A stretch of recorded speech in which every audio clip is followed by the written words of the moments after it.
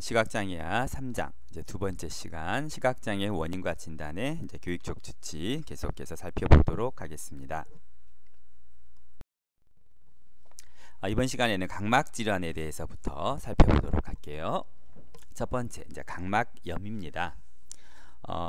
각막염은 각막염으로 인한 또는 각막 외상으로 인한 이제 시각장애는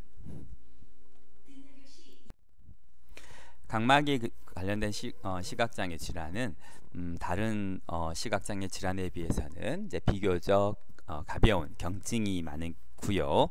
또 다행인 것은 각막에 의한 질환들은 또 이제 수술이 가능하다는 거죠. 물론 장기 이식 수술, 즉 각막을 기증받아서 수술을 해야 되는 경우가 있기는 경우입니다만 어쨌든 다른 시각장애 질환은 거의 치료가 어려운 반면에 각막에 관련된 질환들은 좀 치료가 가능하다는 거 미리 알아두시면 되겠고요. 첫 번째 각막염은 이제 세균, 바이러스, 또 진균 이런 것들이 각막에 침입해서 염증을 일으키게 되고 그것의 흉터로서 시력을 잃을 수도 있고 또는 시력에 많은 손상이 올 수도 있는 거죠. 그래서 세균 여러분 잘 아실 거고요. 유행성 각결막염처럼 세균에 의한 것들, 또 바이러스, 또 진균. 각막 자체는 메마른 기관이지만 각막에 항상 우리의 방수라든지 즉 방수나 또 눈물이 항상 촉촉하게 있죠. 그러다 보니까 이제 진균, 즉 곰팡이균이죠. 곰팡이균이 거기 한번 달라붙게 되면 계속 축축하고 영양분이 계속 공급되기 때문에 이제 번식을 하게 되는 거죠. 그래서 이제 염증이 계속 유지가 되는 거죠. 그래서 일상생활이나 또 산업 현장에서 일단 각막에 손상을 입게 되는 경우가 많죠. 그러니까 일상생활에서 손으로 눈을 문질러서 세균이나 진균, 바이러스가 침입할 수도 있고요. 또 산업 현장에서도 마찬가지고 특히 산업 현장에서는 이제 그 외상, 그러니까 이물질이 각막을 이렇게 찢어지게 했다거나 아니면 각막을 싹 스치면서 일단 그 외상, 상처가 났고 그 상처를 얼른 이렇게 소독하고 그리고 이제 이런 세균이나 바이러스, 진균이 증식하지 않도록 조치를 취해야 되는데 그렇지 못한 경우에 한 1일에서 2일 후에 이제 염증이 발생을 하게 되죠. 그러니까 빨갛게 충혈되고 아프고 눈곱이 막 끈적끈적한 이런 것들이 분비가 됩니다. 그럴 때 이제 치료를 해도 시력이 약간 손상이 되는 경우가 많아요. 시력이 좀 떨어지는, 이때는 시력이 떨어지는 정도. 그러다가 이제 각막 궤양, 그러니까 각막은 보통 6개의 층으로 이루어져 있는데 각막 가장 바깥쪽에 있는 그 첫 번째 층이 뚫리는 거예요. 그 첫 번째의 막이 세균 또는 다른 외상에 의해서 뚫리는 거죠. 그래서 그 세균이 두 번째, 세 번째 칸으로 침투하는 거죠. 그러니까 우리가 피부에 난 상처를 생각한다면 맨 처음에 상처는 위에서 긁힌 거고요. 각막 궤양은 이제 우리 피부가 콕 파인 거죠. 이 파이면 이제 문제가 되는 거죠. 나중에 상처가 남으로도 이렇게 흉터가 남는 게 되고요. 근데 더 진행이 돼가지고 각막이 뚫려버리는 거죠. 각막의 처음 층부터 맨 마지막까지 뚫려가지고 우리의 동공까지 그냥 공기가 통할 정도로 구멍이 딱 뚫려버리는 거죠. 그게 바로 천공, 구멍이 나타나는 거죠. 이렇게 천공이 되면 이제 실명을 할 수도 있다는 거죠. 그래서 이제 시력의 손상은 염증이나 궤양에 따른 이제 백색 혼탁, 즉 흉터죠. 그래서 오른쪽 아래의 그림을 보면 왼쪽의 눈은 이제 우리의 보통 깨끗한 눈이고요. 이렇게 각막염일 수도 있고요. 각막 외상일 수도 있고요. 이런 이유로 이렇게 각막에 하얗게 혼탁, 즉 흉터가 남아버리는 거죠. 그러면 그쪽으로 빛이 들어가고 외부의 상이 비쳐야 되는데 그걸 가려버리는 거죠. 가려버리다 보니까 눈에 이제 그 시력이 손상되고 완전히 이 그림처럼 완전히 가려버리면 실명에 이르기도 합니다. 이러한 각막염은 대부분 일상생활이나 이제 그 사고에서 주로 나타나게 되는데 우리가 또 이런 매독균이라든지 임균이라든지 특히 결핵은 우리가 폐결핵만 생각을 하시는데요. 결핵균은 우리 인체 어디에도 침범이 가능합니다. 그래서 뼈나 관절에 들어가면 관절염도 일으키고요. 또 장기에 침입하면 해당 그 장기에 염증이 생기고, 눈에도 침범하면 눈에 이런 결핵성 각막염이 생기는 거죠. 그래서 이런 증상들이 나타나게 됩니다. 그리고 이제 두 번째는 각막 외상. 이제 각막이 아까 산업 현장이나 일상생활에서 상해, 이렇게 긁히거나 찢어지는 이런 상해로 인해서 이렇게 염증이 생기고 이렇게 각막 혼탁이 올 수도 있고요. 또 타박. 우리 각막은 굉장히 이렇게 투명한 조직이기 때문에 딱 어떤 충격이 가해지면 하얗게 변해버리기도 하죠. 그러니까 우리가 유리창을 탁 때렸을 때 깨지진 않았지만 유리창이 허옇게 변하죠. 또는 투명한 플라스틱을 때리거나 탁 구부리면 그 부분이 하얗게 변해버리잖아요. 이런 식으로 타박에 의해서 오른쪽 그림처럼 하얗게 변할 수도 있습니다. 그리고 이물질, 외부에서 어떤 물건이 들어와서 때려가지거나 또는 또 찔러가지고 이런 손상을 입으실 수도 있고요. 또 화상, 불에 의한 화상에 또는 뜨거운 물에 의한 화상에 의해서 각막이 이렇게 손상을 입게 되는 이런 경우도 각막염과 거의 같은 증상이 나타나고 또 시력 손상과 실명이 오게 됩니다. 다음은 원추각막에 대해서 알아보도록 하겠습니다. 원추각막은 아래쪽 사진을 보시면 좀 무서운데요. 보시면 각막의 즉 검정 눈동자, 즉 호체 쪽으로 각막이 상당히 튀어나와 있는 게 보이시죠? 이렇게 뾰족하게. 그래서 이 눈두덩이라고 하죠. 아래쪽에 살도 이렇게 밀려 있는 그런 상태입니다. 그리고 자, 그것을 옆쪽 단면으로 보면 오른쪽에 있는 그림의 오른쪽처럼 이렇게 뾰족하게 튀어나오는 겁니다. 이유는 이제 각막은 우리가 이미 앞에서 학습했듯이 안쪽이 더 얇은 오목 렌즈의 형태로 되어 있습니다. 그러니까 여러분들도 이제 생각을 해보시면 안쪽이 얇은 이런 실리콘 같은 걸 했을 때 어떻게 안쪽이 두꺼우면 이렇게 가운데 쪽으로 밀어내려고 해도 구부러지지가 않아요. 그런데 가운데 쪽이 얇으면 이렇게 손으로 젖히기만 해도 가운데 쪽이 쑥 들어가면서 앞으로 튀어나오거나 뒤쪽으로 쑥 들어가게 되죠.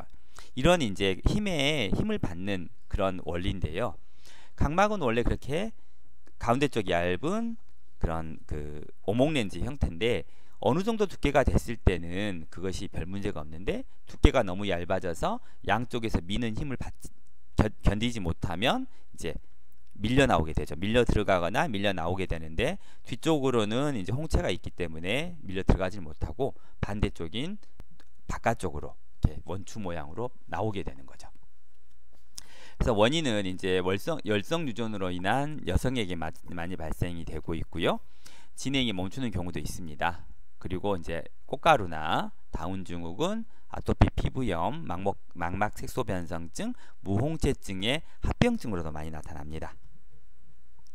그런데 최근에 이제 여러분들 중에서도 신문이라든지 광고에 원추각막 전문 수술 이렇게 써져 있는 병원들을 혹시 본 경험이 있을지 모르겠네요.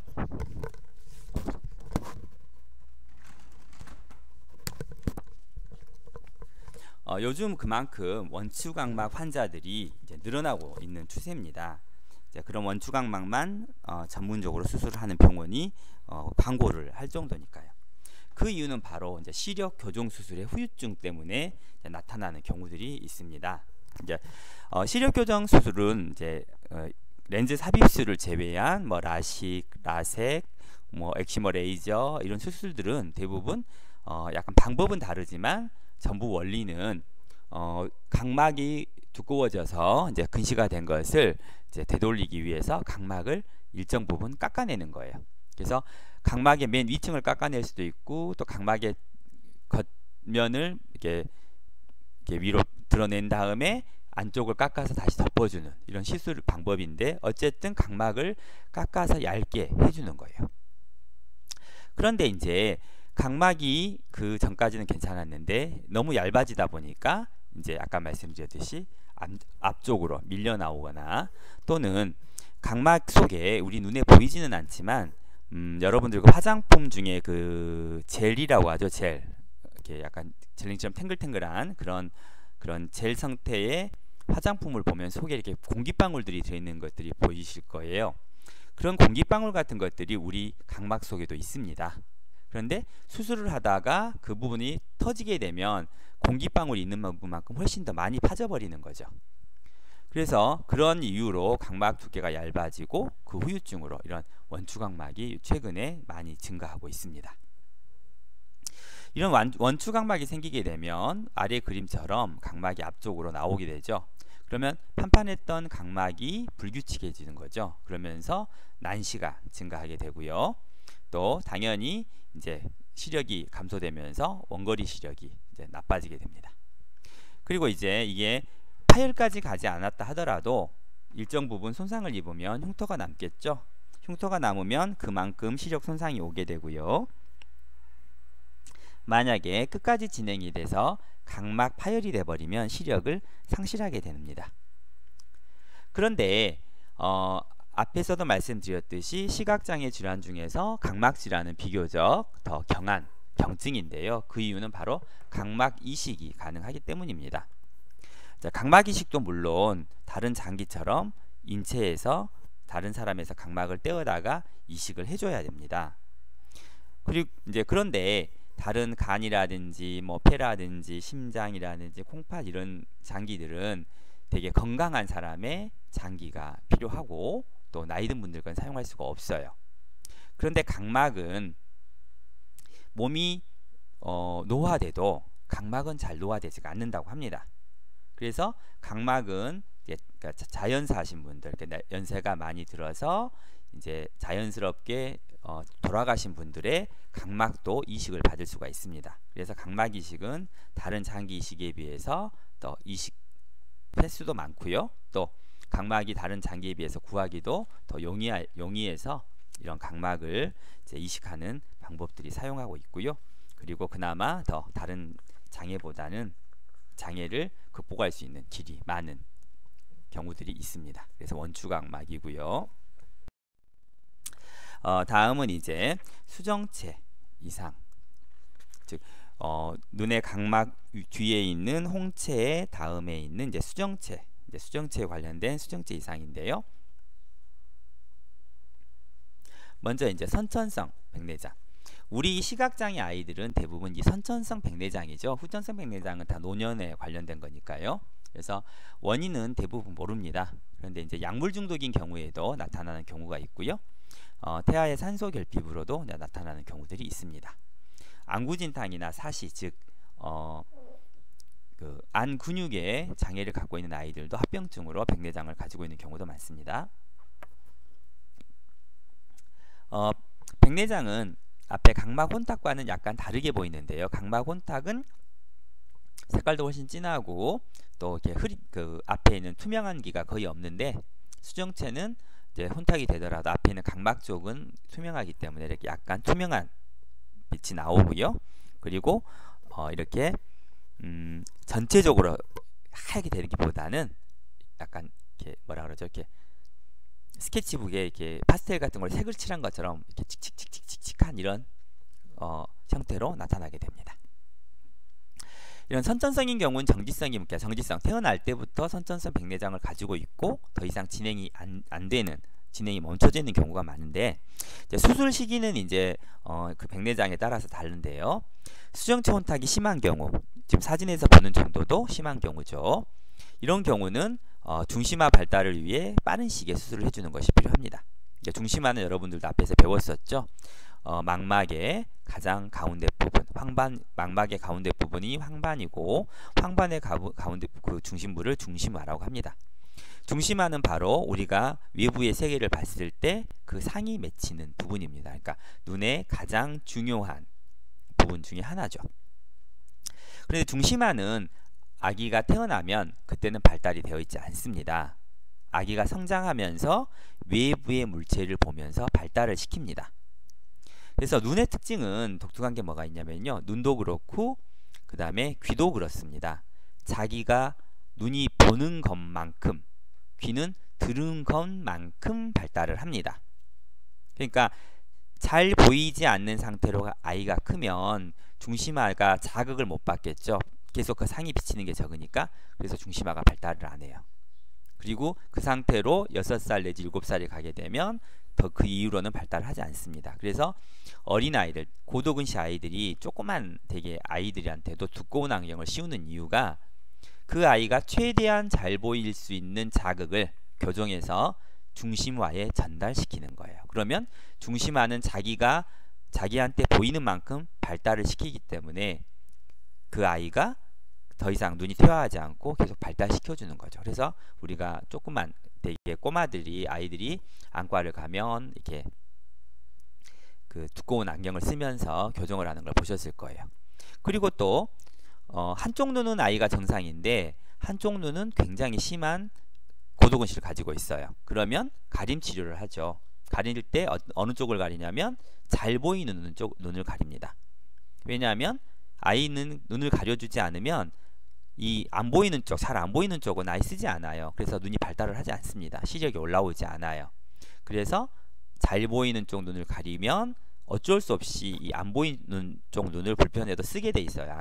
눈이 뇌가 쓰게 하고요. 거기 안경을 씌우고 그래서 안 보이는 쪽 눈을 계속 발달시켜서 시력을 올리고 잘 보이는 눈은 가끔씩만 열어줘서 이제 또 역시 얘도 운동을 시켜야 되니까요. 이렇게 하는 것들이 필요합니다. 그래서 중심화가 발달을 위해서 수정체 혼탁이 좀 심한 경우에는 빠른 시기에 수술을 해서 중심화 발달을 시키는 게 매우 필요합니다.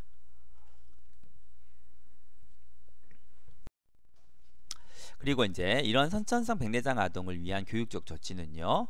첫 번째는 당연히 모든 시각장애 아이들에게 나타나는 눈부심을 방지하기 위해서 직사광선과 광택을 피해줘야 되고요. 또 글씨가 잘 보일 수 있게 글자와 정의가 대비가 잘 되게 해줘야 되고요. 또 이미 앞에서 말씀드렸듯이 학습 매체 진단 당연히 해서 글자 크기와 대비 필요합니다. 또 시력 자체가 낮기 때문에 저시력 기구 즉 보조공학 기기를 사용해 줘야 되고요. 또 독서대를 이용해서 편안한 바른 자세에서 독서를 할 수 있도록 해줘야 되고요. 또 백내장 아이들은 이제 백내장을 가진 사람들은 요즘은 수술을 하고 나면 당연히 인공 수정체를 눈에 넣어주죠.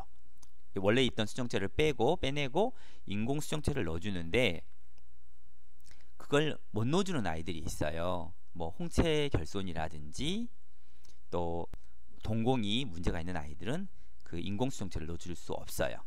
이런 아이들은 이제 백내장 안경을 쓰는데요. 백내장 안경은 이제 어떤 안경이냐면 볼록 렌즈, 우리 그 돋보기라고 하죠. 볼록 렌즈가 렌즈로 들어가는 거예요. 우리가 보통 쓰는 오목 렌즈가 아니고 볼록 렌즈가.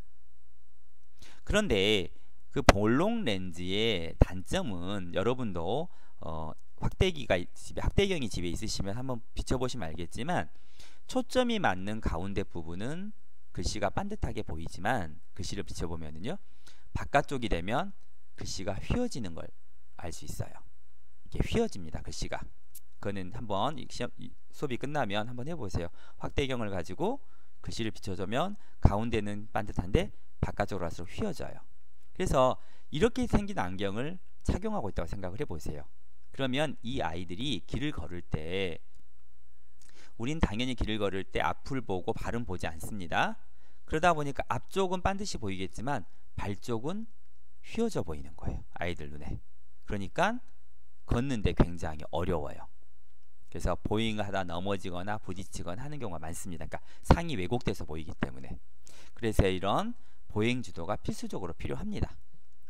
또한 이제 선천성 백내장 아이들은 유전 상담이 필요한데요. 선천성 백내장 아이들뿐만 아니라 모든 유전적인 질환을 갖고 있는 아이들은 유전 상담을 받아야 돼요. 왜냐하면 유전인 상담, 즉 엄마 뱃속에서 선천성 백내장을 갖고 있었다는 것은 다른 유전성 질환도 가지고 있을 확률이 높은 거죠. 현재는 알 수 없지만 그래서 반드시 유전 상담을 받고 또 그 유전 상담을 유전적인 검사를 해볼 필요가 있는 거죠. 그래서 예방할 수 있는 장애는 미리 예방을 해주는 게 중요하겠죠. 그리고 백내장 아이들은 이제 조명도 두 가지, 고도 조명을 해줘야 될 아이들이 있고요, 또 낮은 조명을 이렇게 해야 될 아이가 있는데 이제 설명을 드릴게요. 좀 주의 깊게 들어주시면 고맙겠습니다. 그러니까 주변부 혼탁 있는 아이들은 고도 조명이 필요한데요. 그 이유는 수정체 바깥쪽에 혼탁이 있는 아이들은 수정체 가운데 쪽으로 이렇게 빛이 들어가겠죠. 그러면 그 빛은 어디에 도착을 하겠어요? 망막의 중심부에 도착을 하겠죠. 그러면 망막 중심부에 그 상이 맺히면 거기 망막 중심부에는 추체세포가 있습니다. 그 추체세포는 밝은 빛, 즉 고도 조명일 때 활발하게 활동을 할 수 있어요. 그래서 주변부 혼탁인 백내장 아이들은 고도 조명이 필요합니다. 빛이 주변부가 아닌 수정체 가운데로 들어가고, 가운데로 들어간 빛은 망막의 중심부에 맺히고, 중심부에 맺히면 거기에 있는 추체세포를 활성화시켜야 되기 때문에 고도 조명이 필요하고요. 반대로 중심부 혼탁인 아이들은 빛이 가운데로 들어가지를 못하고 수정체 바깥쪽을 통해서 들어가겠죠. 그러면 그 빛이 맺히는 상은 역시 망막의 가운데가 아니라 망막의 주변부에 상이 맺히게 됩니다. 그래서 망막 주변부에 맺힌 상을 구별하기 위해서는 간체세포가 일을 해야 되는데요. 간체세포는 낮은 조명일 때 훨씬 일을 잘하죠. 그래서 바로 중심부 혼탁은 낮은 조명이 필요합니다. 그래서 이 조명도 우리가 시각장애 아이들을 봤을 때 선천성 백내장, 주변부 혼탁이냐 중심부 혼탁이냐에 따라서 조명도 바꿔줘야 된다는 것, 그런 것들도 반드시 기억해 두셔야 됩니다. 후천성 백내장은 이제 주로 이제 노년성 백내장이나 또 외상성 백내장, 아까 그 우리 각막 혼탁에 대해서 말씀을 드렸듯이 각막도 어떤 충격에 의해서 유리창이 흐릿해지듯이 백내장, 수정체도 그렇게 흐릿해지는 경우가 있습니다. 그래서 외상성 백내장이고요, 노인성 백내장이고, 이런 경우는 둘 다 수술적 요법, 꺼내고 수정체를 혼탁된 수정체를 꺼내버리고 거기에 이제 또 인공 수정체를 넣어주는 거죠. 이제 그런 비교적 간단한 수술입니다. 요즘 그 안과병원에 가면 한 30분 정도면 이제 끝냅니다. 그런데 이제 수정체를 삽입 못 해주는 경우에는 이제 무수정체 이제 소프트 렌즈를 착용을 하게 됩니다. 그래서 앞에서 우리가 선천성 백내장 아이 중에 이런 인공수정체를 못 넣어주는 아이들은 백내장 안경을 착용한다고 그랬죠. 근데 이제 어른들은 충분히 이런 소프트 렌즈를 착용이 가능하기 때문에 무수정체 소프트 렌즈를 착용하고요.